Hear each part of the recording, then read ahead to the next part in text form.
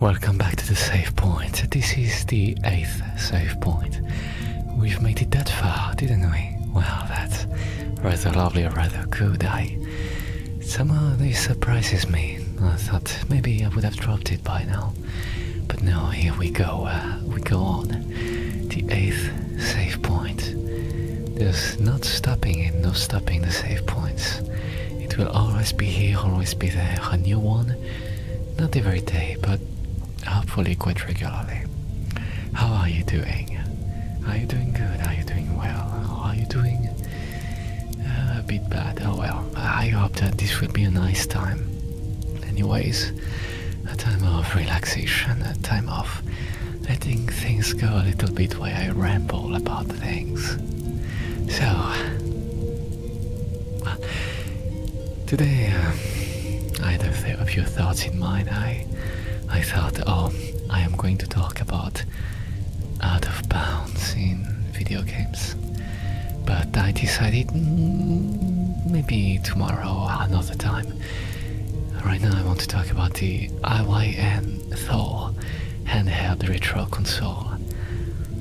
It's a new device that came out, that shipped this October. I do not have one, but I have the craving of getting one. You know, when something new comes out, you feel that, yes, I must get my hand on that shiny new toy, on that shiny new device, the newest thing. It's powerful, it looks beautiful, and all the possibilities that could open themselves to me. And that's a bit where I am right now, actually. I do so desire a Thor, an AYN Thor device. There will be the picture next to me, so you know what it looks like. Now, it looks like a 3DS, but this thing remedies all the troubles of the 3DS. It has, I think, 1080p OLED screens, I think. I think it's OLED, I'm not so sure. But it has 2 joysticks, it's Android, so you can install what you want on it. And it is quite powerful. It's like a Snapdragon 8 Gen 2. I think that's what it's called. It is quite powerful in any case. So this means that this is the ultimate retro emulation device. All the way down from the NES to the Wii U, possibly, if CMU is ported to Android. Or it could be 3DS, well, up to GameCube. In any case, all the retro consoles apparently can be emulated super well on these at a good resolution bump, which makes it so interesting, because the thing with the 3DS is like it was a low power device and it was ugly screens, 240p, very pixelated here. It's 1080p screens. In a way, it might even be a better product than the Switch 2, in a way. Like, because Nintendo abandoned the clamshell design, which I think is kind of a shame, because even though it did hurt the hands a bit, I really enjoyed being able to close the device and have the upper screen protected while not in use. And there's a few devices now that come out, like the Retroid Flip 2, I think it's called, that also came out quite recently, but it did not have a bottom screen. I was interested in this device, in the Retroid Flip 2, and I wanted it, but then I realized, oh wait, shit, like, if I want to play 3DS games, it's not going to be that practical, because there's no second screen, so you have to touch the upper screen if you want to access the bottom screen of the 3DS. You know, it would be side by side. Whereas this, the AYN Thor, it's like more powerful than the Retroid Flip 2. It's still a clamshell design, but it has a big upper screen and a lower screen also. So you can run multiple, like the game on the top screen and a browser at the bottom to search for information. it's really nice. There's just something fascinating about being able to take your entire library of consoles, up to GameCube, Wii, even Switch, and you're able to take it with you in a handheld that is smaller than a base Switch. I think it's just so appealing. Now the problem is like, sure, it is less expensive than a Nintendo Switch. Like the base model is like $249, which would in euros probably lead it around 210 euros or something. I want one, but if I want one, I would like the Pro model that has 16 gigabytes of RAM. Do I need it? Probably not, but I want it because I want the best version of the device, of course. And but here's the thing. I have a computer that's pretty powerful and that can run the emulators very well, so I don't need it. But at the same time, I'm like, oh my god, I can put all the emulators on that retro device and have them all at the touch of a finger, and that's more convenient than booting up the PC and launching the emulators and all this. And that's the convenience thing, I think. That's good with portable devices. If you want to quickly hop on a game, you can just wake up the console from sleep mode and all this, which you cannot read with a computer, though apparently there are some games that still run background when you put your computer in sleep mode, so you can just do that, but I would never attempt to do such a thing because I don't think it's built for this. I don't like to use sleep mode in general with a computer, for the simple reason that I'm pretty paranoid that it might have a few glitches waking up, which happens sometimes. Desktop is gone. But I mean, have you ever been interested in like retro handhelds? There's a buttload of them, but the AYN Thor looks the most appealing nowadays because it's still somewhat affordable for a console, and it's powerful, it's accessible, and looks great. No, what I would be worried about would be the setting up part of the console. Like booting it up, setting it up, putting all the emulators in there, getting all your ROMs in there, legally obtained, of course. Thumbs up. But also, apparently, okay, it can't be that if it's an Android device, it can't be that difficult to set up. You can go through all the menus and all this, and I would probably do that because I love to go through settings and maybe not fully understand what everything does, but just get my grubby hands on every slider bar and tweak it to my liking in most cases. But apparently there's something with emulation that there's front launchers, and I'm not exactly sure what front launchers are. I assume it's like, you have the emulators in the background, right? But a front launcher is like an application that downloads the emulators for you and configures them, so you don't have to individually configure everything. But personally, I don't really like that idea. I like to just install the emulators themselves and configure them individually and put the games on there, because otherwise I'm like, there's always, I assume people like the front end of emulation. Like, I think RetroArch is a front end, because RetroArch uses some cores, which I think the cores are like, the emulators themselves, or something. In any case, it makes it more convenient for most people that are not interested into tinkering in individual emulators, I assume. That's what I understand the front end is, because I've practically never used any.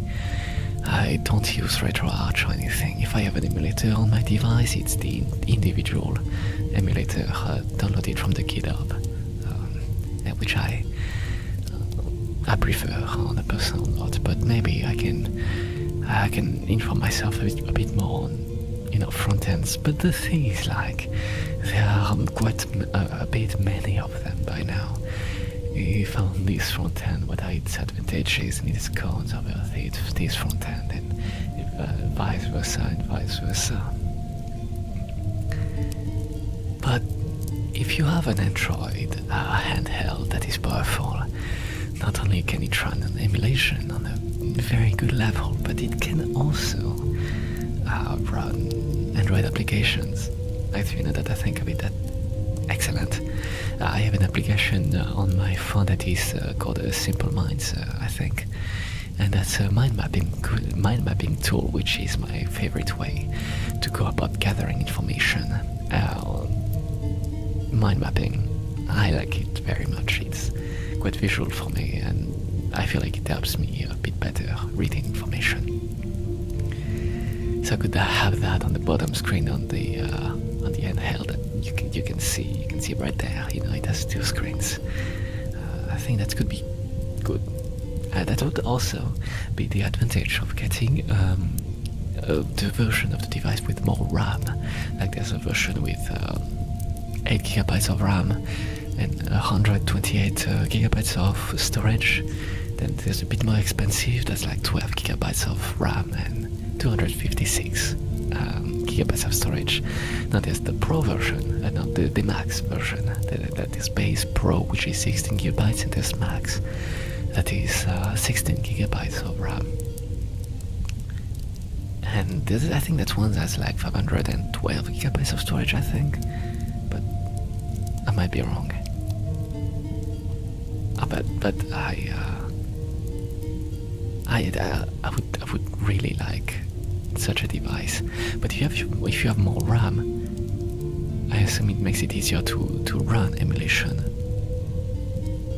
and something else at the same time, because you have more RAM to divide between the stuff. I assume.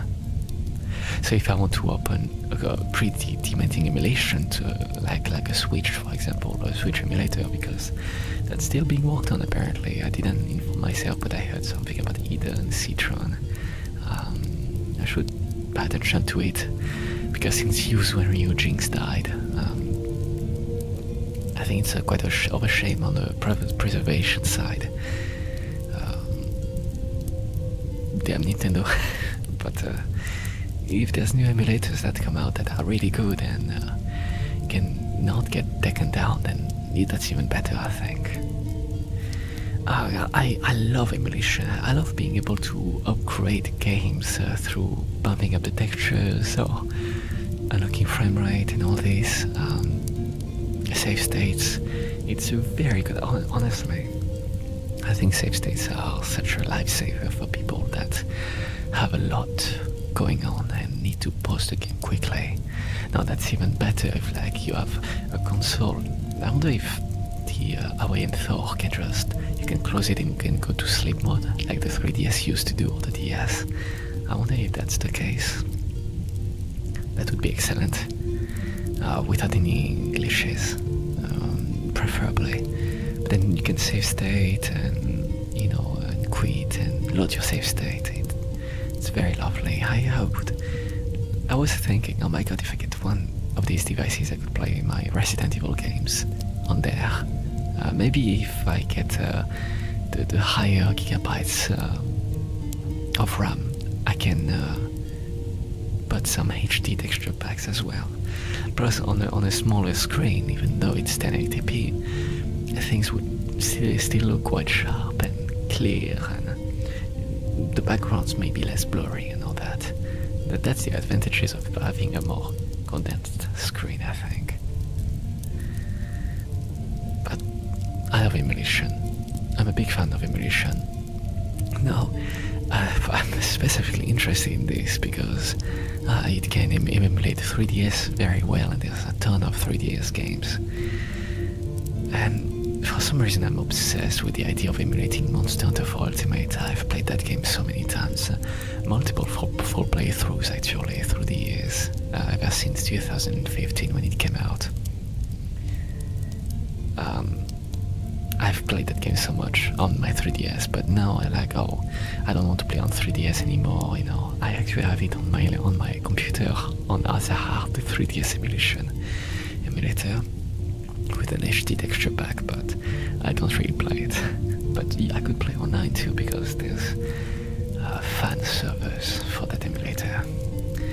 But I don't really play it because I have so much more else to play. I have a big backlog on games on Steam, and also on retro consoles. I have a lot, so I'm loaded with games right now. So I don't really want to spend the time grinding again. In For Ultimate, well, maybe if I use a save editor, actually I can put back my save to where it was, because I lost my save, so I had to make a new one. So I wonder if I can just, get a nice save and do that. Who knows? But in any case, I like Monster Hunter. I like the possibility of being able to play a multitude of consoles really well on a small handheld device that I can close that looks like a 3DS. Because as much as I like the Switch, it's quite big. I can't put it in my pocket or in my bag. It has its own bag, that's to say how massive it is. But if I had the AYN Thor, I would just slip it in my bag, in my pocket, and could just take it out, play a bit. Oh my god, this is so much fun. I can't believe I'm playing that game at a high resolution. Okay, it's time to take a... I was going to say take a poo, but if I did take a poo, I would take it with, of course. It's a handheld device, but it's time to dinner. And I put it in my pocket, and it's all nice, Plus, there's some Android games that I have that would play wonderfully on there, like Terraria or Dead Cells, or even maybe I'm interested in trying the Monster Hunter Outlanders, I think that's called. That probably will release next year. I hope it's not too gacha. I know that you can just enjoy it because it's an open world Monster Hunter game, which is not what Wilds is. it should run pretty well. It seems to be optimized too, unlike Wilds. So I do want to play Wilds at one point. Okay, but yeah, the AYN Thor, it looks wonderful. Well, if there's a representative here, why don't you send me one? Because I'm but for review, as a reviewing unit, because I'm too poor to afford one. I thought I would really like that. I know I have a Switch I could play, but I have a tiff against Nintendo, and yeah, I have a backlog on that thing too, but I want the newest, shiniest thing that I feel like I can customize to my liking, because Nintendo, to Mario Brother, really doesn't want me to customize the Switch. Except in, what kind of TV output resolution you want, but, yeah. So, God, I would probably play tons of older games on there. I wonder what color I would get. Like, there's white, there's like kind of like an NES colored scheme, a black, purple, transparent purple. I might get all the black, all the NES looking one, because I like the colored buttons. Maybe the transparent purple, but probably the black. I like black. Black is slick, and it doesn't get it wouldn't yellow like the white probably. That's always the problem with white consoles. They tend to become yellow office walls kind of color after a point. Or maybe that's not the case anymore. But yeah, I think I need to go. The kids are on vacation, so I'm doing this very quickly. I can't make it very long. But your progress is saved because you came to the checkpoint, to the save point. Not the checkpoint, that's probably a spin-off show. The save point. And I'll see you at the next save point. Okay, you be safe. Be in this next section of the game. Yeah, you be safe. I'll see you. We'll meet at the next save point. All right. Cheers.